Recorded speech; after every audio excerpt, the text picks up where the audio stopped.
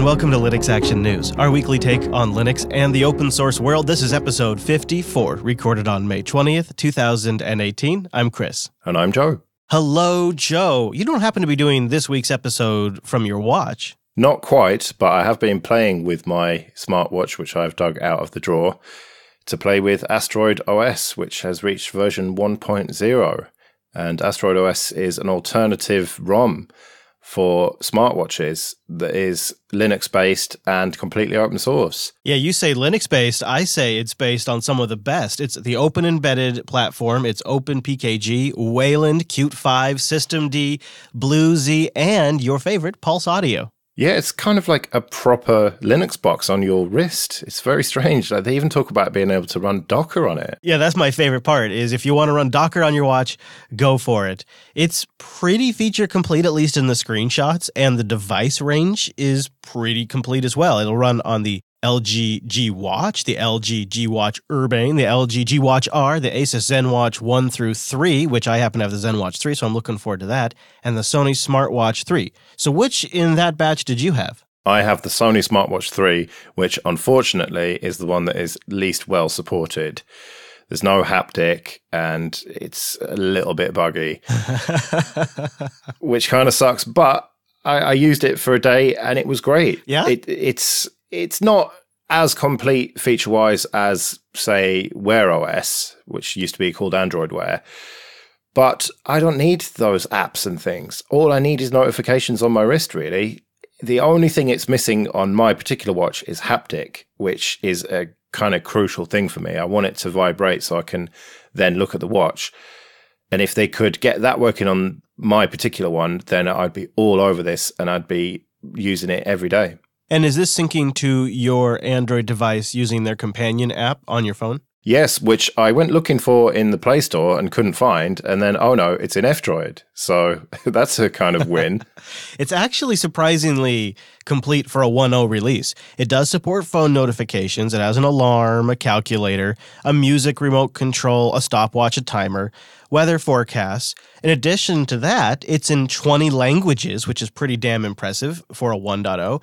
And it comes with an SDK with examples and tutorials that help developers get started.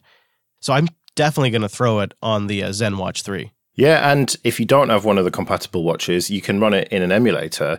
I think even in QEMU, you can get it running. So that's pretty cool. Right. Yeah, that is another way to play around with this if you don't have a watch to load it on. It's just really impressive they've gotten this far in a 1.0, and it just keeps that age-old truth alive in 2018 that you can put Linux on anything. And these watches are probably ripe for it. I'll be really excited to see where this project goes. Yeah, you might say it's one to watch. Oh, you had to do that. Speaking of fails, EFail was big news this week, and it really kind of got advertised as doom and gloom for OpenPGP and S MIME. In fact, the EFF went as far as saying, disable OpenPGP in your email client. Stop using it. Yeah, it was kind of alarming what the EFF said about it, but having listened to Wes and you talk about it on TechSnap, I'm a little bit less concerned now. There are fairly straightforward ways to mitigate this. Check out techsnap.system/368 for Wes's complete breakdown. There is some things to consider, especially if you're using S MIME. Or Enigmail, which is probably the takeaway for our audience, is Enigmail is somewhat impacted by this. The researchers released a PDF with all of the email clients and services that are not properly implementing a specific function of GNU PG called Modification Detection Code, or MDC. It's been a standard for almost 18 years, and that check would have prevented the automatic decryption of emails that Enigmail is vulnerable to. Now, you probably should disable HTML email for now, maybe disable Enigmail. The safest bet is continue encrypting your email. Just encrypt outside of your email client and decrypt outside your email client. Yeah, that is the best way to mitigate this, but that puts one more barrier up, and it means that people are less likely to encrypt their emails, doesn't it? I mean, obviously there are people who have to encrypt them because they're in certain circumstances, journalists and whistleblowers, that sort of thing. But isn't the goal to have everybody encrypt their emails all the time? And this just makes it harder for people to do that. I don't encrypt any of my emails, and I don't think you do you? I have from time to time. I maintain a Keybase profile as well. I'm Chris Lass on there. I'll tell you, I think you're right. If you make it more difficult, less people will use it. And the hardest thing about encryption is the math can be solid, but the implementation of the math can be flawed. And that implementation is really what makes the difference. And if you are really reliant on robust encryption, you have to also be very aware of how it's implemented. As an example, Signal is generally considered a well-implemented protocol, but the desktop implementation of Signal on Windows was recently discovered to have cached plain text chats that were outside the encryption scheme because of an implementation flaw. Signal, the protocol, 100% solid, but the way it was implemented on the Windows desktop wasn't. That's what's happened here with these mail clients, and that's a point that Proton Mail tried to make in the wake of all of this is, this is why we implement GNU PG encryption specifically like this. And they outline all of that on their blog, which we also analyzed in that episode of TechSnap. But I think it drives home the point that if you really are going to be dependent on this, you have to be a connoisseur of the implementation of the math. Well, it's interesting you mentioned Signal. It feels like that's where people are going for their encrypted communication, is apps like that, a more modern approach to encrypted messaging rather than good old-fashioned email. Yeah. And I feel that with each big story like this, a lot of people will only hear the headline and not necessarily dig into it and think mistakenly that GPG has got the problem in it, or OpenPGP or whatever. And that means that maybe they'll be less likely to use that kind of encryption, and it'll push them more to these sort of centralized apps rather than the truly decentralized communication method that we've had for all these years, which is email. Yeah, there definitely could be that effect. The implementation size, right? The momentum behind OpenPGP and GNU PG encrypted emails is so large. There's a bunch of old school folks out there that's how they've been communicating for a really long time, and they know how to do it right. And I don't think they're going to be switching away. So it's not like we're all just going to see it disappear. But I do think probably new people coming online today, or people that are getting into encryption because all of a sudden they have something that they need to keep private, I bet you're right. They're going more to things like Signal. They're not going to Thunderbird with Enigmail and then setting up GPG keys and all of that. I doubt it. I don't know if it's necessarily better, though. I think I would probably be happier if they were. Yeah, it'd be interesting to hear how much of the audience uses encryption for their emails. So do get in contact, linuxactionnews.com/contact. It appears after the GNOME development community received some feedback, they decided to roll back a somewhat controversial decision earlier in the week to remove the ability for Nautilus to launch binary applications. This caused quite a big stink, didn't it? I had emails, it was all over Telegram, it was all over Reddit. It was people saying, oh, look, typical GNOME behavior, removing features just because they think people don't need them. And at least this time they actually did listen, and they are bringing this feature back. Well, they're not taking it away, I suppose.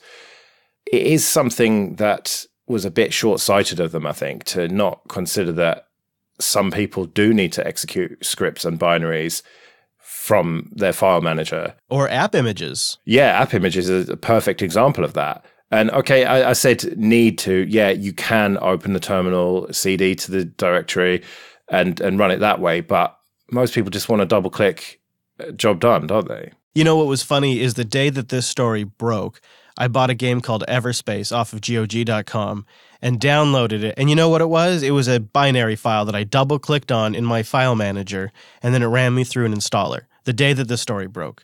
And this would have affected bin files, run files, shell scripts, .app image files, .desktop files, if you just have a .desktop file you want to execute. And I think the rationale for this was a couple things. Number one, if they are removing desktop icons from Nautilus, it probably makes sense to take this functionality out as well. And then additionally, there's an unquestionable improvement in security. A lot of users that are going to get some cryptoware around on their system or something that runs as user privilege are going to be because they downloaded it and double-clicked that file and it executed. If you take that ability away from the users and say, no, you have to go through the launcher or GNOME software, then you're going to substantially improve the security of the desktop for your average user. I'm just not a big fan of building Linux desktop anymore for the average basic user. I don't think that's our core demographic, and I think we make a very powerful operating system less appealing as a tool to people that do want to use it to get complicated jobs done. So I'm never really on board with that rationale, but I can follow it to a certain logical conclusion. But I think I agree with you. It feels pretty disconnected from reality. Now, they did respond to the feedback and decided to halt for now, but discussions are ongoing about maybe removing this functionality in the future. And the use case that they cite, which we'll have linked in the show notes, linuxactionnews.com/54, is an obvious one. It involves somebody who has some scripts that they double-click on and run while they're working on other things. It's something you would see in any office anywhere in the world. And they apparently didn't consider this use case. I am shocked by that.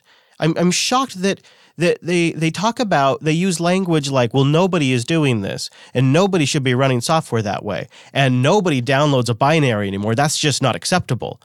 That kind of language is surprising to me. Yeah, it's just disconnected, but there's such a simple solution here. What happens on Android if you try and download a random APK and install it?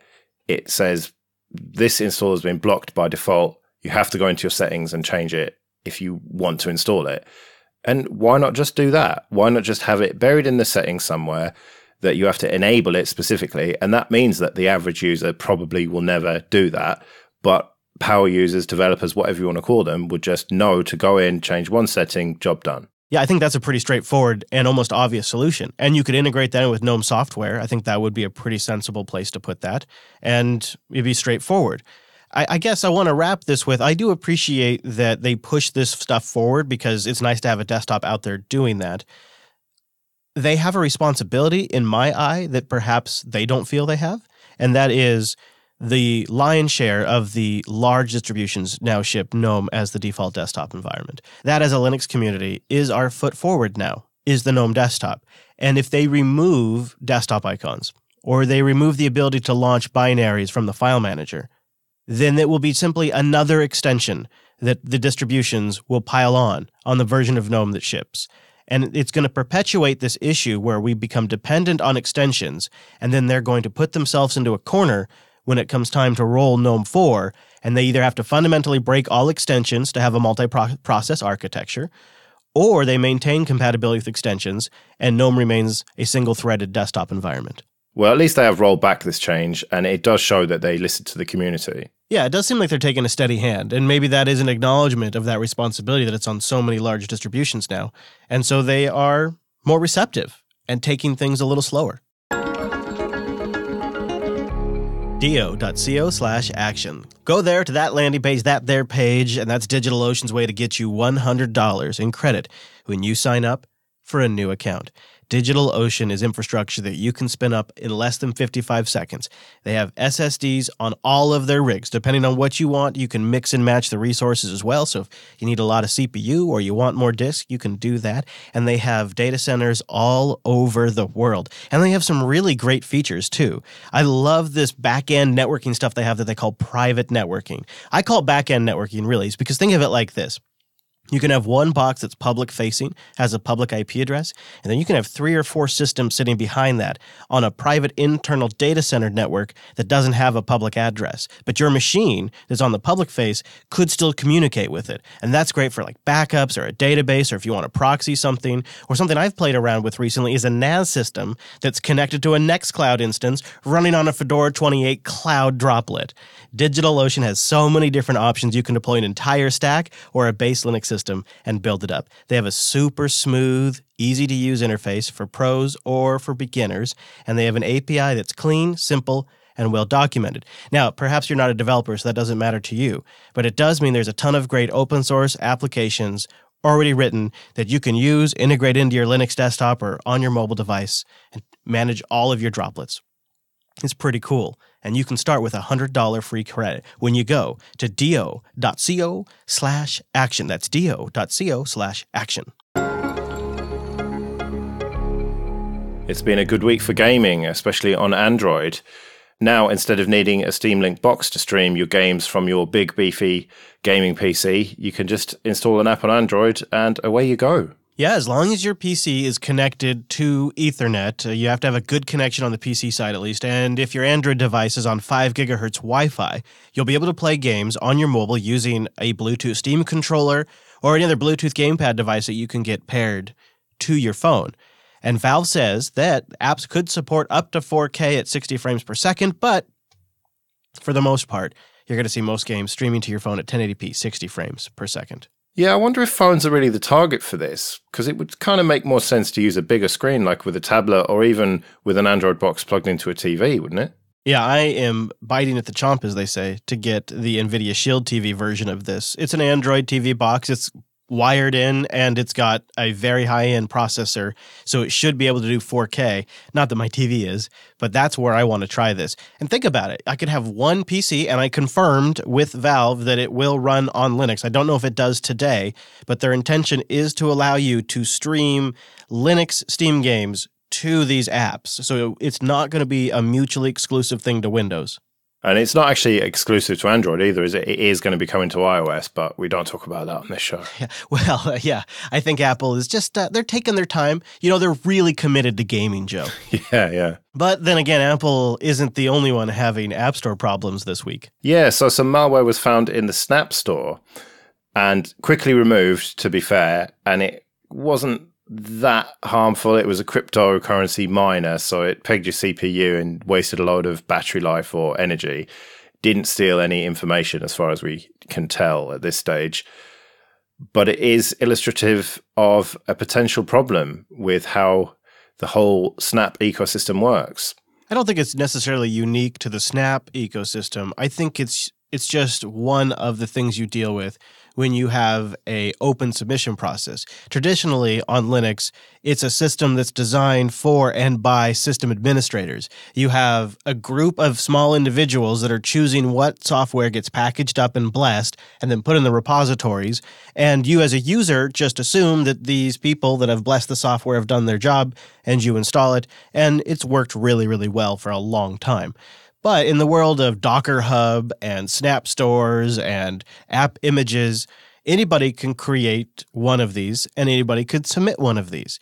But I think the interesting takeaway from what happened in the case of the Snap store is the conversation it seems to have sparked within Canonical after the fact. Yeah, I think the most interesting aspect of this is that they're going to be adding verified publishers, which means that when you go looking for a Snap, there'll be some sort of check mark, blue tick or whatever for developers that are considered trusted, and so you will know whether you're taking a risk or not with the Snap that you're downloading. And this seems to me to be an absolute no-brainer, and I wonder why they didn't implement this from the beginning. I wouldn't be surprised over the next couple of years if there's a few of these learning processes as they get into this for the first time and really do something at this scale. There's just certain things you learn. It's, in a way, it's like both Flatpak and Snaps have now had their rite of passage. Flatpak was being used on the Pirate Bay to distribute pirated Windows games with Wine and DOSBox or whatever wrapped up in them. And now Snaps have been used to bundle a crypto miner that poses as a system demon. It's sort of, in a way, like milestones, everybody. Congratulations. Yeah, it's like a coming of age almost. Yeah. Speaking of coming of age, it seems more and more distributions are dropping i386 support. No more 32-bit for you. Yeah, we've reported on this over the last few weeks, and now the latest Ubuntu flavor to drop 32-bit images is Kubuntu. You really do wonder what's going to happen with this. Are they going to drop the whole archive? There's a lot of discussion going on still, and we're going to continue to follow this. And I've had people say to me that they're using loads of 32-bit Atom machines and stuff, and I think it would be a mistake to drop the archive at this point. But if they're going to drop it for the 2004 release, I think now is the time to prepare people and just say, look, stay on 1804 if you want to use 32-bit machines, and you've got 3 years to migrate off to another distro. Yeah, I agree. Now is the time to be having this conversation. They got to get this squared away. And I don't know if Kubuntu has much choice. If the rest of Ubuntu goes this way, unless they want to maintain their own fork of all of the 32-bit stuff, This is just the way the wind is blowing. So I don't know how much of it is Kubuntu saying we're dropping 32-bit as it is saying 32-bit is just going away. Well, that does remain to be seen with regards to the archive, because if they do keep it around, then you will be able to use a net install or a minimal image to build up a Kubuntu desktop or any of the other flavors who have dropped 32-bit. That might be the way things go. I like the way the Kubuntu project's handling this, though. Valerie in the message says, look, we still have 1804, 1, 2, etc. that we have to QA. We still have 3 years of supporting this LTS, even if we are dropping 32-bit support. So please keep helping us test. And I think it's good to remind people of that at this stage, regardless of which way it goes. There's still going to be machines out there for years running a version that's 32-bit today. Yeah, maybe I should dig out my 32-bit only laptop and do some testing.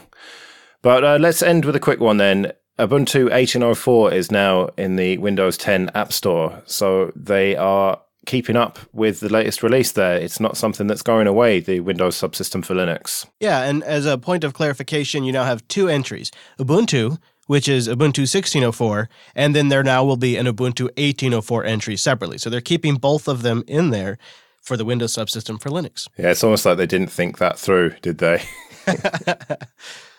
Well, I'm off to Texas. June 8th through the 9th is Texas Linux Fest in Austin. And if you're in the area and want to get some barbecue and hang out, join our Texas Telegram group, jupiterbroadcasting.com/Texas. We'll be planning meetups there, coordinating times. We like to keep it fluid, and that's the best way we found to do it. jupiterbroadcasting.com/Texas. Plus, I'll have the rover tracker on me the whole way down to Tejas. So if you want to follow me and meet up along the way, jupiterbroadcasting.com/rover. And go to linuxactionnews.com/subscribe for all the ways to get new episodes of this show every week. And linuxactionnews.com/contact for ways to get in touch. You can support the whole network at the Patreon page, patreon.com/JupiterSignal. We'll be back next Monday with our weekly take on Linux and open source news. I'm at Chris LAS. I'm at Joe Ressington. Thank you for joining us, and we will see you next week. See you later.